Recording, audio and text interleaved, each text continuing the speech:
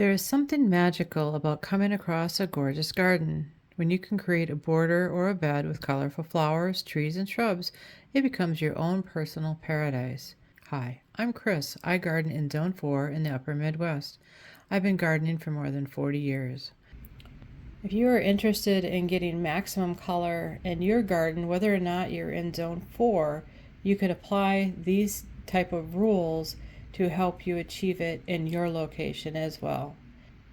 In Zone 4, we can get our first blooms as early as the end of April, and then the garden will last until the killing frost takes it sometime in October. Usually by middle of October, we will have a killing frost and the bed will start to go dormant for the year.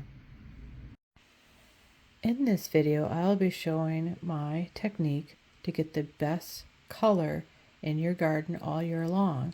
I refer to it as seasonal layering, whereby I can use the same exact garden bed and have a different pop of color occur every month. We'll start with the spring flowering bulbs in April and May, transitioning to irises, lilies, and other beautiful perennials. April starts our garden season, and the Siberian squirrel coming up is quite a thrill to see after a long winter. They're dainty and they last for quite a while. Next, we have the crocus, which we sometimes refer to as snow crocus because they have been known to come up even through the snow. And as you can see, they come in many different colors. The next flower we have are the daffodils, also known as narcissus, and some older folks also call them jonquils. Daffodils are a great option if you are in a woodland garden because the sun that hits the ground in the early spring is enough to be able to give them energy to continue. Daffodils also come in many different colors if you have different color combinations that you are looking for. One of the other reasons to love daffodils is that they are both bunny and deer resistant. So if you have a lot of pressure from critters eating your flowers, it is great for this reason. When the daffodils get to the stage where they start fading is when a lot of the main tulips start coming up, as well as the hyacinths. You can see these color combinations are quite stunning. May is all about highly fragrant flowers, trees, and shrubs, and we start the season in early to mid-May with the tulips. There are several varieties of tulips. You should be able to find enough varieties to make it 3 to 4 weeks of solid bloom time, depending on your season. Here we're showing a lot of Triumph tulips. That variety tends to do really well overwintering. I have these bulbs in my garden. They've been here for sometimes up to 10 years. So in my zone, I don't need to pick them out. They just will last just fine. Try putting tulips in containers if you don't have a real border that you want to put them in there, especially if you don't want to dig them up. Here, that's what I've done is I layered them in a display on my deck, and it's been pretty nice. Here's a weeping willow, for example. You can see it's just a slight yellow flower, very dainty, and it is highly fragrant. It is great for all the pollinators to start the season. Next, of course, you have lilacs. In my yard, I have 3 different varieties of lilacs, which will bloom for almost 2.5 weeks between the different varieties.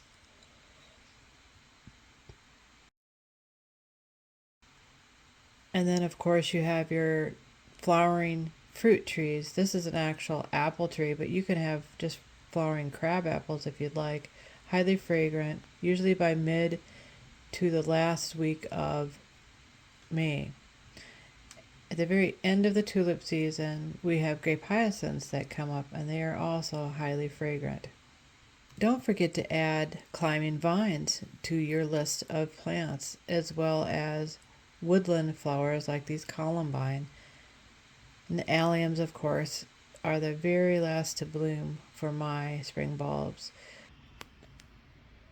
June starts off what I consider the true summer season, And with that, you get beautiful lupin, iris, and roses. The interesting thing is irises come in many different color combinations as well. And you could see just what an impact they can make at the back of a border. Now, if you look at this border and you remember it was all tulips and daffodils to begin with, look at how it's transitioned in just 1 month. And now the irises are in charge.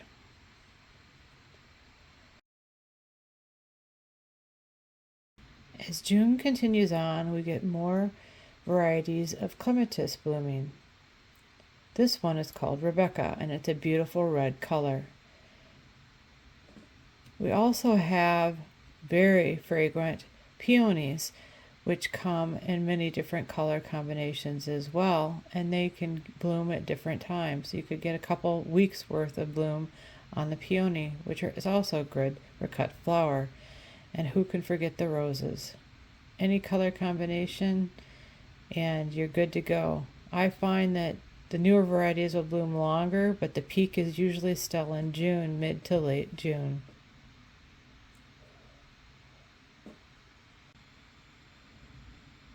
This particular clematis is called Jackmanii. This is one of the old varieties and it doesn't bloom quite as long, and I only get one bloom out of it. And we can't forget how colorful and beautiful the poppies are. This is a old-fashioned oriental poppy.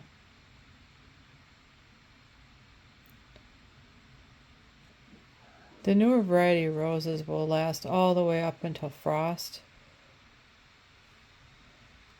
June also kicks off my delphinium season. Who doesn't love a delphinium? For me, it's one of my absolute favorite flowers. This particular variety is a Pacific Giant, but the majority of my delphiniums that you see are from the Fantasia collection. They're about 2 feet shorter than a Pacific Giant, and they hold up much better to the high winds. And you can't forget the lower ground covers as well. This is a pinks variety, and this is a standard baptisma, which is great for a wet location. I also have this variety of clematis, which is Villa de Leon. Look at how beautiful that pink color is. It's really bright.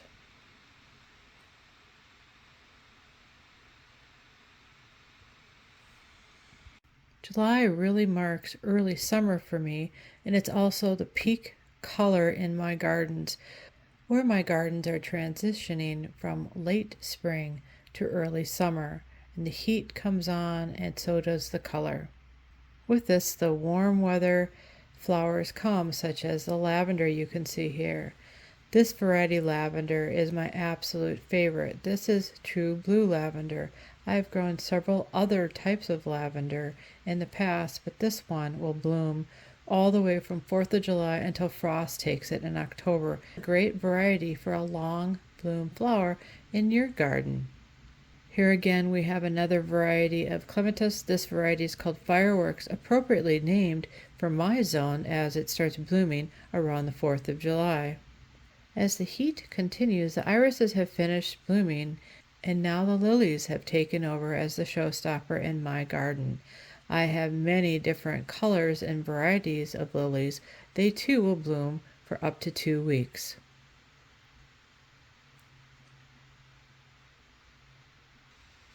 In this image, you can see where the irises have faded and now the lilies have taken over for the color. Again, this is the same garden and it's simply transitioned to the July time frame.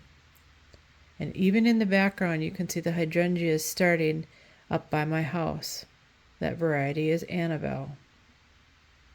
As we start to fade to the end of July, you can see the cone flowers and the liatris come into play, and you can see the lilies starting to fade in the background.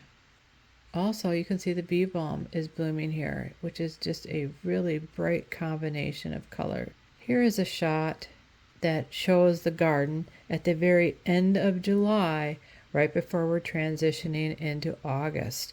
Liatris is in charge, and now the purple Russian sage in the mid frame is starting to take off, which is a great option for your garden as well, because this will bloom from 4th of July all the way till the frost kills it. Also at the end of July, we start to get the tall garden phlox come in, which is highly fragrant, although sadly not deer resistant. Here, this picture is showing balloon flower and tall garden phlox. And then you start to get the milkweed come into play because we are warming up and heading into the August season soon where the butterflies are going to come. When August rolls around, this is when we are at peak heat for the summer, and this is butterfly season. This is the last chance for the butterflies to multiply and have bigger numbers before their mass migrations. So having lots of butterfly type of flowers around is really a good idea, such as butterfly bush, milkweed, and coneflowers, as well as tall garden phlox. This is also the point of the year where the perennials are starting to look very tired, and where we have to start relying on other types of flowering shrubs such as hydrangeas, which are really starting to come into their peak at this time. There are many other very colorful shrubs that you can add to your garden, such as barberry, which comes in several different colors. In this clip, you can also see how I've used grass to bring color in as well.